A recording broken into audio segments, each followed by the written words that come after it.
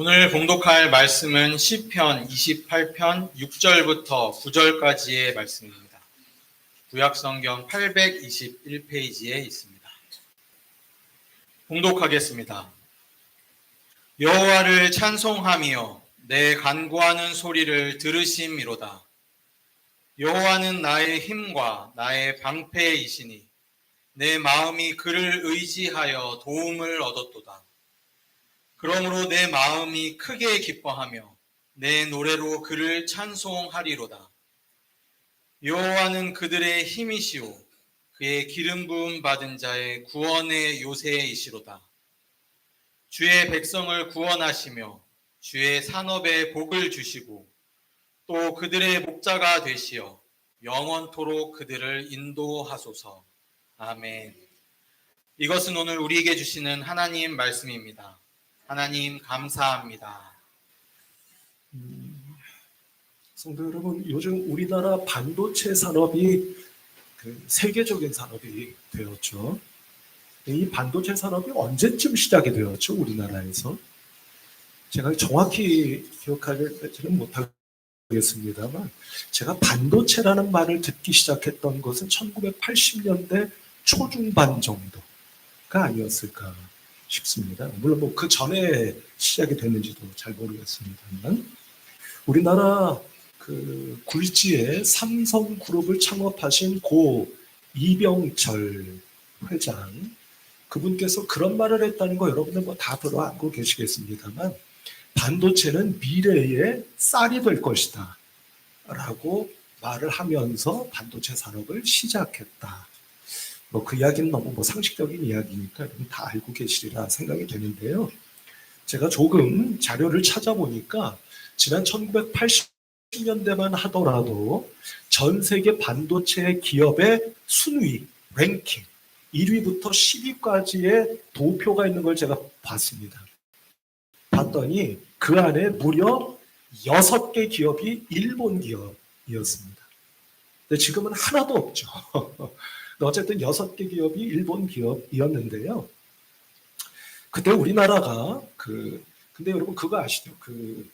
무려 6개 정도의 기업이 일본 기업이 반도체 시장을 장악하다 보니까 미국에서 견제를 했지 않습니까? 그래서 그때 무슨 정책이 있었죠. 제가 정확히 기억하지는 못합니다만. 그래서 일본의 반도체 기업을 좀 틀어막았죠. 그 틈새를 치고 들어간 게 우리나라 반도체 산업이었지 않습니까? 그때 우리나라 삼성전자가 미국의 마이크론이라고 하는 회사의 반도체 기술을 배웠다고 합니다.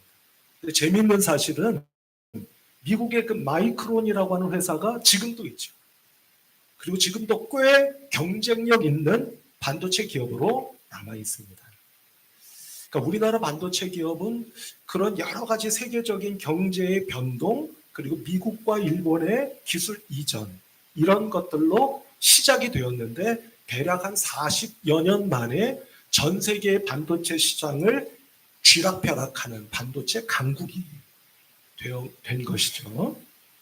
한 가지만 더 말씀을 드리면 여러분 언론 보도를 보셔서 아시는 분은 아시겠습니다만 얼마 전에 우리나라가 저 미국 북쪽에 있는 캐나다라는 나라가 있지 않습니까? 그 나라의 잠수함 사업에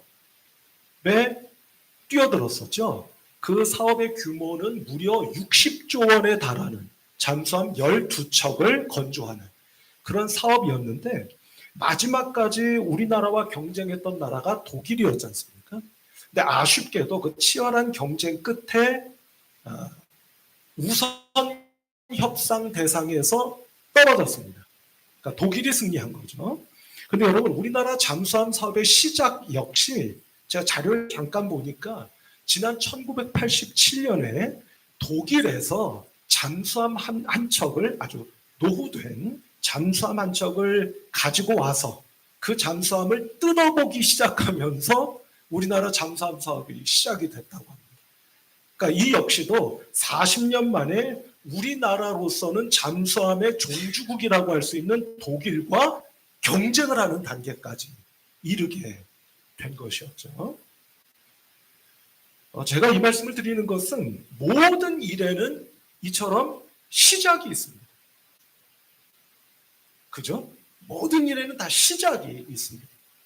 근데 여러분, 조금 우리가 거시적으로 큰 그림을 이렇게 보게 된다면 이 세상의 모든 것은 언제 어떻게 시작이 된 거죠?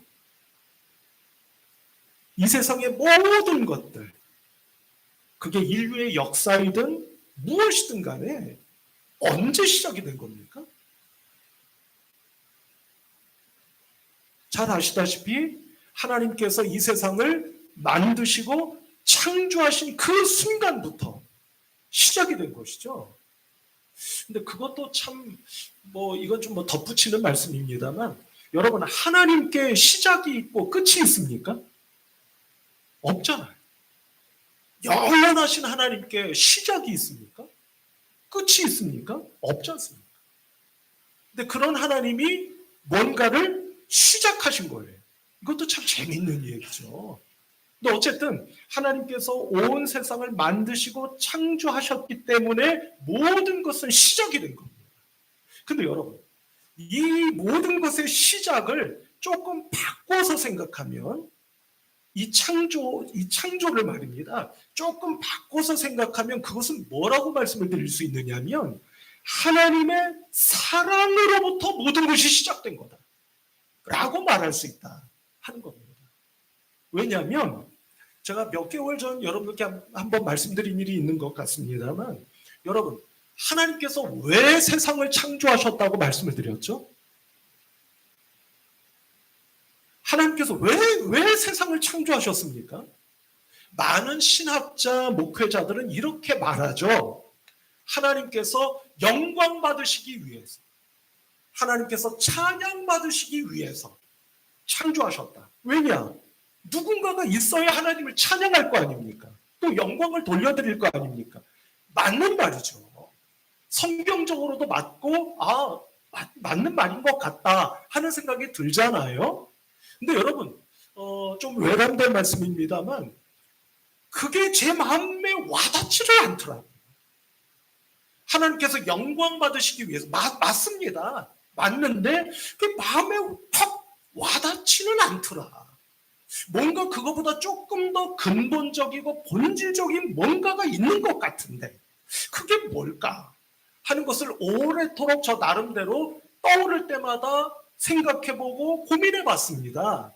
그러다가 제가 저 나름대로 풀어본 것이 바로 창조를 바꾸면 뭐가 된다? 하나님의 사랑. 왜냐하면 사랑이라는 건 내가 누군가를 사랑하는 거잖아요. 그죠? 내가 무언가를 사랑하는 거지 않습니까? 그러니까 바꿔 말하면 사랑이라는 건 반드시 뭐가 필요한 거냐면 사랑할 대상이 필요한 거지 않습니까? 내가 아껴주고 돌봐주고 끌어안아줄 내 사랑의 대상. 그게 무엇이든지 누구이든지 대상이 필요한 거지 않습니까? 그래서 하나님께서는 너무나도 자연스럽게 또는 필연적으로 온 세상을 만드실 수밖에 없었고 우리 사람을 창조하실 수밖에 없으셨구나 하는 것을 저 나름대로 생각을 하게 된 것이고 왜 하나님께서 창조하셨을까 하는 것에 대한 저의 궁금증 또는 질문에 대해서 저 스스로 풀어본 것이 바로 그거였다. 이렇게 말씀을 드린 일이 있습니다. 그러니까 바꿔 말씀드리면 모든 것에는 시작이 있고 그것이 하나님의 창조였는데 그 창조는 바꿔 말하면 하나님의 사랑이시다. 모든 것은 하나님의 사랑으로부터 시작된 거다. 라고 하는 것을 알 수 있다. 이렇게 말씀을 드린 일이 있어요. 여러분, 그 눈으로 오늘 본문 말씀을 보면 오늘 본문 말씀은 우리가 지난주일에 함께 나누셨던 말씀이죠. 우리가 지난주일에는 6절 말씀을 봤지 않습니까? 제가 다시 한번 읽어볼게요. 여호와를 찬송하며 내 간구하는 소리를 들으심이로다. 여러분, 도무지 기도할 수 없는 엄혹한 시련을 겪고 있었던 다윗이 그럼에도 불구하고 하나님께 찬양하고 기도할 수 있었다. 우리가 이처럼 언제나 어디서나 하나님께 기도드릴 때 하나님은 우리의 기도를 어떻게 하신다고 했습니까? 들어주신다. 들어주실 것이다. 들으셨다도 아니고 듣고 계신다. 라고 말씀을 드리지 않았습니까? 그래서 우리의 기도를 들으시는 하나님은 즉각적으로 응답하실 때도 있고 즉각적인 응답을 하시지는 않으실지라도 우리의 기도를 듣고 계셔서 우리가 기도하는 중에 은혜를 내려주셔서 우리에게 위로, 새 힘, 평안을 주시기도 하신다. 라는 말씀을 지난주 우리가 함께 나누어 드렸습니다. 여러분, 그것도 하나님의 사랑 아닙니까? 하나님의 사랑과 은혜죠. 그런데 오늘 우리가 함께 나누고자 하는 말씀은 몇 절이냐면 오늘 본문 말씀의 끝절 한 절입니다. 9절 말씀이에요. 여러분, 이 9절 말씀을 같이 한번 좀 읽어보실까요? 시작. 주의 백성을 구원하시며 주의 산업에 복을 주시고 또 그들의 목자가 되시어 영원토록 그들을 인도하소서. 아멘. 여러분, 제가 지난 한 주간 동안 이 말씀을 읽고 상고하고 묵상하면서 제가 굉장히 놀란 게 있습니다. 그게 뭐냐면 이 9절 한 절 말씀을 가만히 들여다보면은요, 이 말씀은 하나님의 이제까지 말씀드린 그 사랑, 하나님께서 사랑으로 이 땅에 펼쳐가시는 모든 하나님의 그 사랑의 역사의 면면을 그대로 기록하고 계신다. 그것을 아주 일목요연하게 기록하고 계신다. 이 한 절의 말입니다. 제가 결론적으로 말씀을 드리면 보세요. 하나님은 사랑으로 당신의 백성들을 맨 앞에 뭐 하신답니까? 구원하시고 또 뭐 하신답니까? 복을 주시고 또 뭐 하신답니까? 인도하신다. 그러니까 아니 이 말씀 한 절 안에 이 문장 한 문장 안에 하나님의 그 사랑의 모든 역사가 다 기록되어 있다. 라고 하는 것을 알 수 있다. 이렇게 말씀드릴 수 있겠다는 거예요. 우리 성도 여러분. 근데 제일 앞에 있는 게 뭡니까? 하나님은 사랑으로 이 땅에서 당신의 역사를 펼쳐가시는데 그 시작이 뭐라는 겁니까? 구원이라는. 앞서 모든 일에는 시작이 있다고 말씀을 드렸잖아요. 근데 하나님의 이 사랑의 역사도 시작이 있으니 그게 바로 뭐다? 당신의 백성을 구원하시는 거예요. 여러분, 여기서 구원하시는 게요, 믿음으로 저희들을 구원해 주셔서 저희들을 죄악의 구렁텅이로부터 건져, 그렇게 어렵게 생각하지 마시자고요.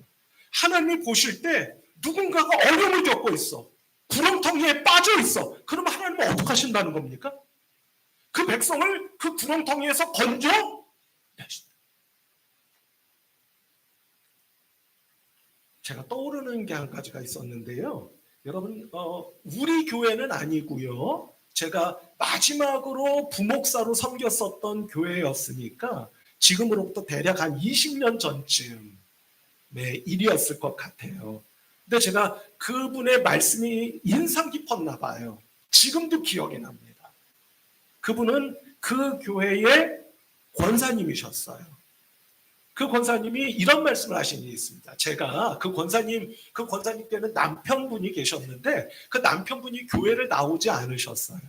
그래서 제가 어느 날 그분과 함께 대화 중에 이런 말씀을 드렸습니다. 권사님, 그 남편 되시는 분도 한번 교회 좀 데리고 오시죠. 모시고 오시죠. 라고 제가 말씀을 드렸어요. 그랬더니 그 권사님이 이렇게 말씀하셨습니다. 우리 성도 여러분, 오해하지 마셔요. 제가 그분의 말꼬리를 잡거나 그분을 비난하기 위해서 말씀드리는 게 아닙니다. 같이 한번 생각해 보시자는 취지로 말씀을 드리는 거예요.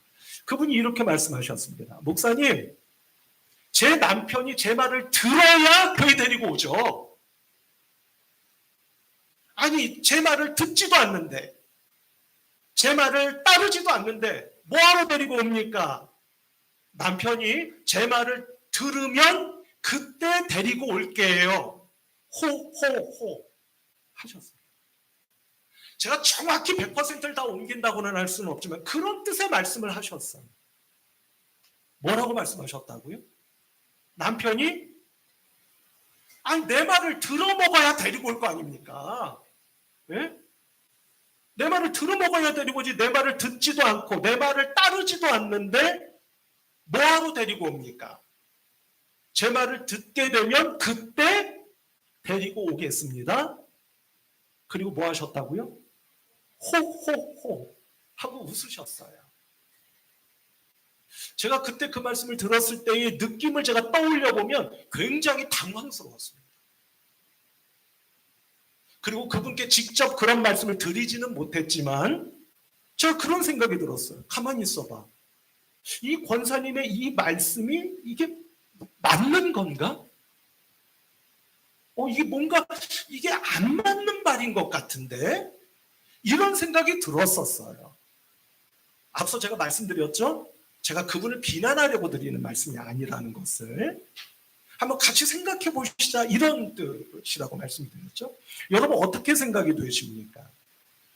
그게 맞는 걸까요? 제가 조금 더 구체적으로 말씀을 드리면 그 순서가 맞습니까? 안 맞는 것 같다.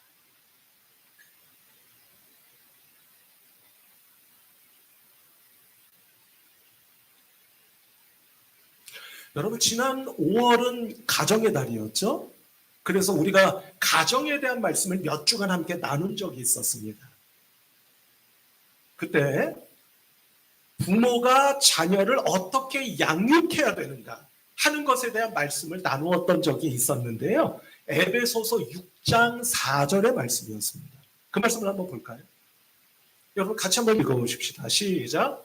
또 아비들아 너희 자녀를 노엽게 하지 말고 오직 주의 교훈과 훈계로 양육하라. 아멘. 이렇게 말씀했어요. 이때 제가 이렇게 말씀드렸어요. 교훈과 훈계 이 두 낱말 이 말씀은 사실 파고 들어가면 굉장히 어려워요. 그래서 제가 조금 어렵기 때문에 제 식으로 간단하게 정리해서 말씀드리겠습니다 라고 하면서 뭐라고 말씀을 드렸었느냐면 이렇게 말씀드렸습니다. 아비는 자녀를 돌볼 수 있어야 하고 그리고 또 가르칠 수 있어야 한다 라는 뜻의 말씀입니다 라고 말씀을 드렸습니다. 여러분 어떻게 해야 한다고요? 돌볼 수 있어야 하고 그리고 또 가르칠 수 있어야 한다라는 뜻의 말씀입니다. 그리고 이것이 누구의 방식이라고 말씀을 드렸느냐면 주님의 방식이라고 말씀드렸어요. 왜냐하면 기억하실지 모르겠습니다만 주님도 제자들을 부르시자마자 가르치셨습니까? 그러셨나요? 아니에요. 주님은 그렇게 하지 않으셨어요. 그들을 먼저 있는 모습 그대로 끌어안아 주시며 그들과 함께 계셨다라고 말씀을 우리가 마가복음에서 봤지 않습니까? 그러니까 여러분 부모가 자녀를 양육하는 것 역시도 자녀를 막 가르치려고만 해. 여러분 다 경험하시지 않으셨어요? 저도 그런 실수와 실패를 끊임없이 반복해왔습니다. 막 가르치려고 들어. 듣습니까? 안 듣습니까? 듣든가요? 안 들어요. 먼저 부모와 자녀 간에 보이지 않는 어떤 신뢰가 형성이 돼야 되는 겁니다. 그때 듣기 시작하는 거예요. 그러니까 먼저 뭐 할 수 있어야 된다는 뜻이라고 말씀드렸습니까? 자녀를 돌봐주고 바꿔 말하면 있는 모습 그대로 그게 얼마나 어렵습니까? 그러나 어찌됐든 자녀를 끌어안아 줄 수 있을 때 가르치는 것이 통하는 것이지 그러지 않으면 되지 않는다라는 것을 말씀드린 적이 있다고 하는 겁니다. 여러분 이것은요 이스라엘 백성들이 죄송합니다. 하나님께서 이스라엘 백성들을 애굽 땅에서 꺼내주실 때도 똑같습니다. 한번 볼까요? 출애굽기 3장 7절로 8절의 말씀입니다. 같이 한번 읽어볼까요? 시작. 여호와께서 이르시되 내가 애굽에 있는 내 백성의 고통을 분명히 보고 그들이 그들의 감독자로 말미암아 부르짖음을 듣고 그 근심을 알고 내가 내려가서 그들을 애굽인의 손에서 건져내고 그들을 그 땅에서 인도하여 아름답고 광대한 땅 젖과 꿀이 흐르는 땅 곧 가나안 족속, 헷 족속, 아모리 족속, 브리스 족속, 히위 족속, 여부스 족속의 지방에 데려가려 하노라. 아멘. 성도 여러분, 아시다시피 이스라엘 백성들이 애굽 땅에서 그 국고성을 지으며 고통 가운데 있을 때 하나님께 부르짖었지 않습니까? 하나님께서 그 부르짖음을 들으시고, 그죠? 부르심을 듣고 고통받고 있는 것을 보고 알고 내려가고 데려가고 인도하는 것. 동사 7개가 쭉 나온다고 제가 여러분께 예전에 말씀드린 적이 있어요. 여러분, 이것이 하나님의 당신의 백성의 부르짖음을 들으신 하나님의 반응이었습니다. 근데 여러분, 이 지금 읽으신 그 7절, 6절, 7절인가요? 그 두 절의 말씀 어디에도 들으셨어. 그리고 나서 하나님께서 물어요. 너희들이 내 말을 들으면 내가 너희들을 건져줄게. 내 뜻에 따르면 건져줄게. 이런 말씀이 있습니까? 이런 말씀이 있나요? 어디를 봐도 없어요. 하나님은 당신의 백성들의 부르짖음을 들으시고 득달같이 내려오셔서 그들을 있는 그대로 일단 뭐 하신 거예요? 그 고통의 현장에서부터 꺼내주신 겁니다. 어디에도 내 말을 들으면 내 뜻에 순종하면 내가 너희들을 꺼내줄 거야 라고 말씀하신 일이 없어요. 그래서 오늘 본문 말씀 9절 맨 앞에 뭐가 있는 겁니까? 주의 백성을 구원하심. 이게 하나님의 사랑의 역사의 시작이다 라고 말씀드릴 수 있지 않겠느냐 하는 것이에요. 그래서 제가 조금 우스운 말씀을 한 가지 드릴게요. 여러분, 몇 해 전에 말입니다. 우리나라 축구, 프로축구 리그가 있죠. K리그라고 부르는 프로축구 리그가 있어요. 그때 어느 한 팀이 그 해에 이런 컨셉을 가지고 한 시즌을 팀을 운영했습니다. 그게 뭐였느냐면 닭공이에요. 한번 따라해 보실까요? 한번 따라해 보세요. 닭공. 이게 무슨 뜻인지 아십니까? 닥치고 공격입니다. 그러니까 이 팀은 그렇다고 뭐 수비를 안 하는 건 아니겠죠. 그러나 우리 팀의 올 한 해의 컨셉은 뭐라고요? 야, 너 조용히 해, 입 닥쳐. 무조건 공격이야. 이게 그해 그 팀의 컨셉이었고 그 컨셉이 맞아떨어지면서 그 팀이 그해 K리그에서 우승했습니다. 제가 이 말씀을 드리는 이유는 얼마 전에, 며칠 전에 여러분, 우리나라 부동산처럼 잡기 어려운 게 있을까요? 저는 그걸 전혀 모르는 사람이지만 뭐 세계 어딘 어느 나라도 그렇기는 하겠습니다만서도 우리나라의 이 천정부지로 뛰는 부동산 가격을 잡는다? 이게 불가능한 일이 아닐까 싶을 만큼 어려운 일이잖아요. 근데 최근에 어떤 정치인이 이런 말을 하더라고요. 닥치고 공급. 세제를 개편한다고 하니까 세금제도 개편하는 그따위 일 그만하고 뭐 하라고요? 닥치고 공급. 무슨 말이에요? 아파트를 끊임없이 지어라. 그게 전제되지 않으면 아무리 세금제도, 세제를 바꾼다 해도 아파트값 잡을 수 없다. 닥치고 공급. 똑같이 닭공이네요.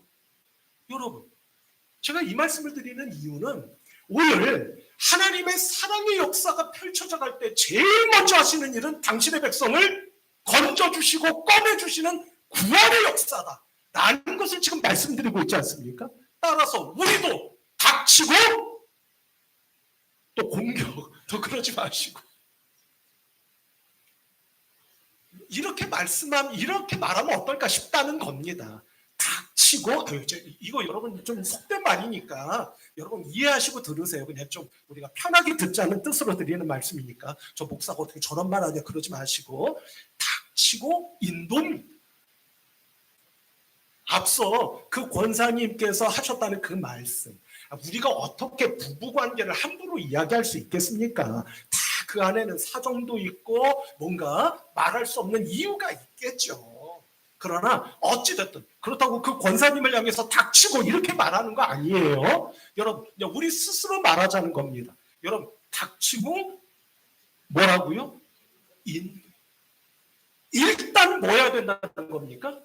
인도하셔야 됩니다. 내 말을 들으면도 아니고 내 뜻을 따라주면도 아니고 이쁜 짓 하면도 아니고 무조건 닥치고 뭐요? 이게 하나님이 하시는 일이다.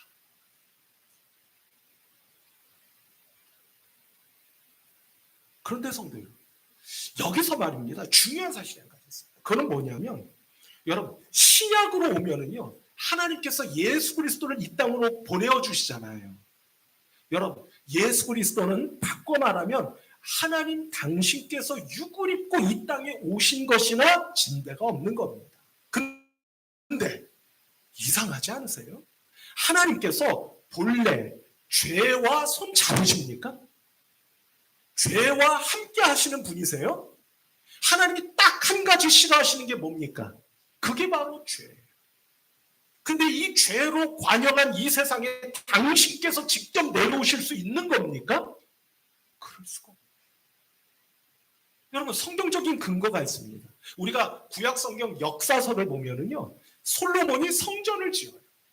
근데 그때 성전을 완공하고 솔로몬이 하나님께 제사를 드리며 기도할 때 하나님께서 뭐라고 말씀하셨느냐면 내가 성전에 내 뭐를 두겠다라고 말씀하셨어요. 그게 뭡니까? 당신의 이름이에요. 나 여호와라고 하는 이름을 내가 성전에 두겠다라고 말씀하셨어요. 여러분, 뭐 어디나 다 그렇긴 합니다만 특별히 유대인들에게 있어서 이름이라고 하는 것은 그 이름 당사자 그 자체를 의미하잖아요. 근데 어찌됐든 하나님께서 내가 성전에 함께 하겠다라고 말씀 안 하세요. 뭘 두시겠다고요? 내 이름을 두겠다. 그것을 성명신학이라고 제가 새벽기도의 시간에 말씀드린 일이 있어요. 성명, 이름. 왜 이름이죠? 여러분, 그 안에는 오묘한 신비가 있는 겁니다. 뭐냐면 이름은 그 당사자 자체를 의미한다고 말씀드렸잖아요. 그러니까 이름을 두신다고 하는 것은 곧 그분이 내려오신 것이나 진배가 없어요. 그러나 당신 자신이 내려온 것은 또 아니에요. 놀랍죠? 신비롭죠? 오묘하죠? 내려오신 것인데 또 내려오신 것은 또 아니야. 내려오신 것이 아닌데 또 내려오신 것이기도 해. 그게 이름을 가지고 있는 오묘함입니다. 바꿔 말하면 하나님께서 이 땅에 내려오시지만 죄로 관영한 이 땅의 그 죄와는 내가 손잡지 않는다고 하는 것, 않는다고 하는 하나님의 그 섭리를 무엇으로 표현하신 것이냐면 당신의 이름으로 표현하신 것이다. 라고 말할 수 있는 거예요. 어찌됐든 성도 여러분, 하나님은 이처럼 죄가 관영한 이 땅과 손잡을 수가 없는 분이심에도 불구하고 마침내 육을 입고 이 땅에 내려오신 겁니다. 그렇다면 육을 입고 이 땅에 내려오셨다고 하는 것은 본래 하나님의 성품 또는 하나님의 속성과 맞는 겁니까? 안 맞는 겁니까? 좀 어려우신가요? 원래 죄와는 손 안 잡으신다니까요. 근데 그분이 죄로 관영한 이 땅으로 당신이 직접 육을 입고 내려오셨네? 그거는 본래 하나님의 모습 또는 성품 또는 속성과 맞습니까? 안 맞습니까? 안 맞는 거예요. 안 맞는 것을 하신 겁니다. 그렇다면 성도 여러분, 제가 좀 전에 우스갯말로 닥치고 인도라고 말씀을 드렸어요. 그러면 우리가 내 말을 안 듣는 내 남편, 내 뜻에 안 따르는 내 아내, 내 말을 지지리도 안 듣는 내 자식을 하나님 앞으로 인도하기 위해서는 우리도 마찬가지라는 겁니다. 나의 성품이 있고 나의 속성이 있잖아요. 그것대로 할 때 가능한 일입니까? 불가능합니까? 불가능합니다. 그럼 어떻게 해야 되는 거죠? 내 원래 성격, 내 원래 속성과는 전혀 다른 길을 걸어갈 때 이 일이 가능해진다는 말씀이에요. 하나님이 그렇게 하셨으니까 우리도 그 길을 갈 수밖에 없다는 결론에 다다르게 된다는 말씀입니다. 성도 여러분, 혹시 댁에서 말입니다. 우리 부부관계를 놓고 볼 때 애정 표현을 잘 안 하십니까? 잘 안 하시죠? 그러면 어떻게 하셔야 되는 겁니까? 도무지 못 하시겠나요? 어떻게 하셔야 되는 거죠? 이제까지는 서로 안 했다 할지라도 이제부터 하셔야 돼요. 혹시 대개 부부가 다 그래요. 저희도 그렇고 누구나도 그럴 겁니다. 대부분 옳고 그름을 자꾸 따져요. 그러지 않으세요? 남편분들만 그러시나요? 아니요. 아내분들도 많이 그러실 겁니다. 옳고 그름을 따져요. 그래서 당신이 잘못했잖아 라는 말을 꼭 해야 돼요. 그래야 직성이 풀려요. 그리고 이런 마음을 가지시겠죠? 내가 이 사람을 안 만났으면 내 인생이 이루어지는 않았을 거라고 생각하십니다. 근데 어느 분이 그러시더군요. 천만에요. 다른 분을 만나셨어도 똑같이 그렇게 하실 겁니다. 라고 이야기를 하시더라고요. 저는 외람되지만 그분의 말에 동의합니다. 옳고 그름을 따지지 않으세요? 내 말을 왜 안 따르느냐고 그러지 않으십니까? 이제까지 그래 오셨다면 물론 말처럼 쉬운 일은 아니지만 이제 어떻게 하셔야 되는 겁니까? 지난 날들을 다 덮으셔. 지난 날은 지난 날로 흘려 보내죠. 그러지 않으실 때 닥치고 인도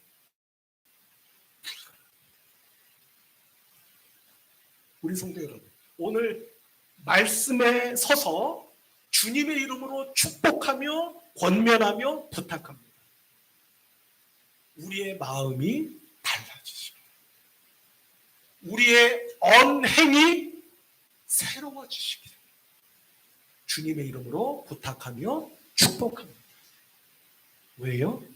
그러지 않을 경우 어떤 경우에도 내 남편을 내 아내를, 내 자녀를 하나님 앞으로 인도한다고 하는 것은 어려운 일이 되는 것이기 때문에 관건은 누구에게 있는 겁니까? 남편에게 있는 게 아니라 나에게. 아내에게 있는 것이 아니라 나에게.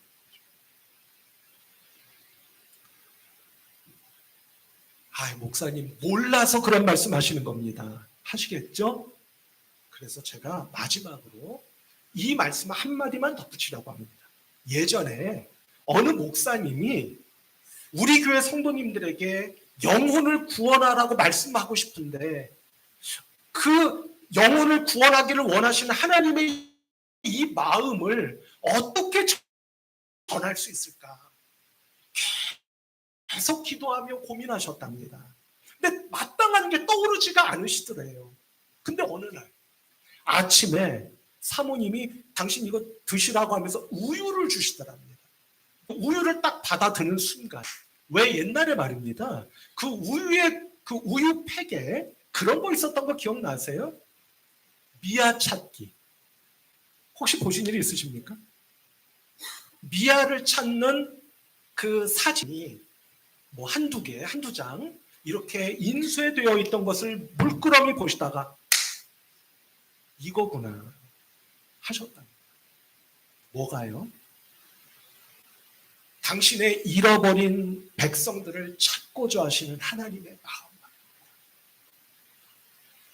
저도 그것을 본 적이 있습니다. 어느 경우에는요. 그 아이를 잃어버린 지 몇 해가 지났어요. 제 마음속으로 이래가지고 이 아이를 찾을 수 있겠나? 이런 생각도 들었었습니다. 솔직히. 그러나 그 부모는 말이죠.